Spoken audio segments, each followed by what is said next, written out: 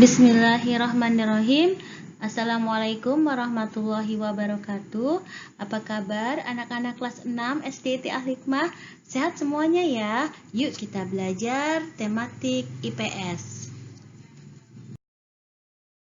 Hari ini kita akan belajar tentang kegiatan ekspor dan impor.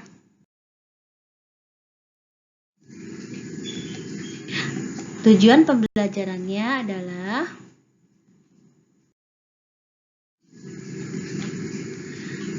setiap negara tidak mungkin dapat memenuhi sendiri semua barang atau jasa yang dibutuhkannya. Hal ini disebabkan Allah Subhanahu wa Ta'ala menciptakan muka bumi dengan segala perbedaan. Misalnya, perbedaan hal kesuburan tanah, kekayaan alam, keragaman tumbuhan dan hewan, mineral, dan barang tambang. Dengan adanya perbedaan sumber daya alam, maka manusia kemudian melakukan hubungan dan kerja sama ekonomi dengan bangsa lain di dunia.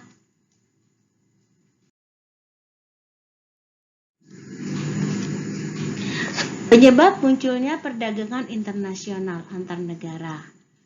Negara yang lebih menguasai iptek biasanya akan mampu memproduksi barang dan jasa lebih banyak dan bermutu.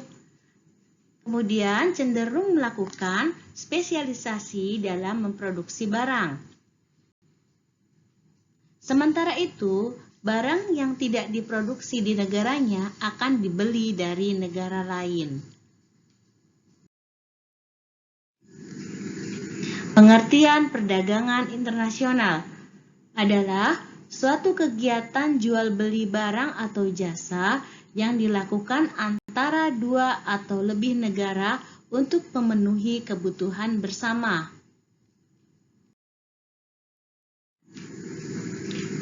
Terdapat dua kegiatan dalam perdagangan internasional. Yang pertama adalah ekspor. Apa itu ekspor? Yaitu kegiatan menjual barang atau jasa ke negara lain.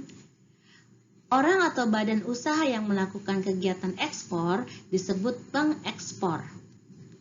Yang kedua adalah impor. Apa itu impor? Adalah kegiatan membeli barang atau jasa dari negara lain. Orang atau barang atau badan usaha yang melakukan kegiatan impor disebut pengimpor. Tujuan dari kegiatan ekspor impor: 1. Memenuhi kebutuhan dalam negeri akan barang dan jasa. 2. Mendorong peningkatan produktivitas hasil produksi. 3. Memperluas lapangan kerja. 4. Menambah devisa negara.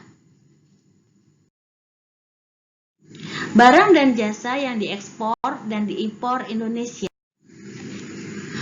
Barang yang diekspor oleh Indonesia dibagi menjadi dua jenis, yaitu migas, terdiri dari minyak dan gas bumi. Yang kedua, non-migas, yaitu hasil pertanian, industri, dan pertambangan non-migas. Ekspor migas, Indonesia memiliki kekayaan minyak dan gas bumi yang cukup banyak, tersebar di beberapa tempat. Hasil tambang minyak bumi diekspor ke Amerika, Australia, Jepang, Tiongkok, dan Korea Selatan. Hasil gas bumi diekspor ke Jepang, Tiongkok, Korea Selatan, dan Singapura.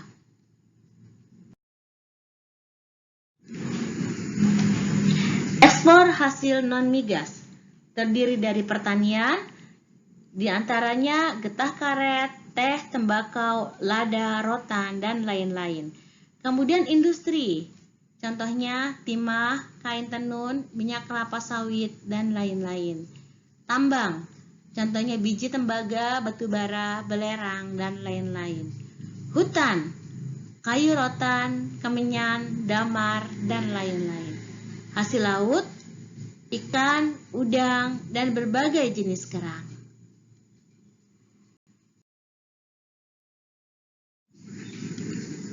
Selain itu, Indonesia mengekspor jasa tenaga kerja, seperti pembantu rumah tangga, sopir, perawat, tenaga perkebunan, dan tenaga bangunan. Mereka banyak bekerja di Malaysia, Singapura, Hong Kong, Selandia Baru, dan Korea Selatan.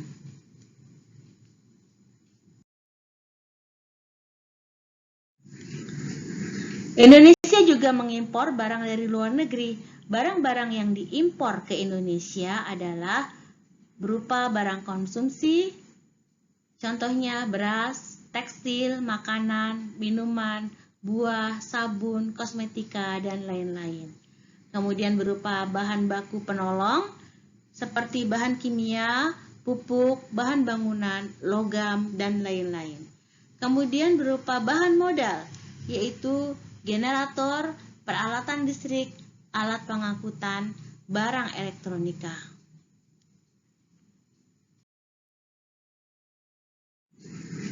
Di sektor jasa, Indonesia menerima tenaga kerja ahli, di antaranya keahlian bidang konsultan, keahlian bidang manajemen, keahlian bidang teknik.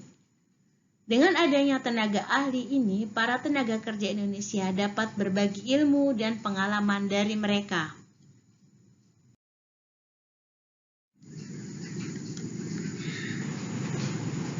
Alhamdulillah ya, ini tadi bahasan tentang ekspor impor. Ya, kita lihat dalam surat Al-Alaq ayat 1 yang artinya Bismillahirrahmanirrahim, bacalah dengan menyebut nama Tuhanmu yang menciptakan.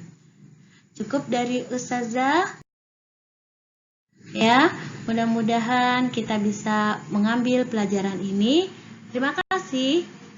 Assalamualaikum warahmatullahi wabarakatuh.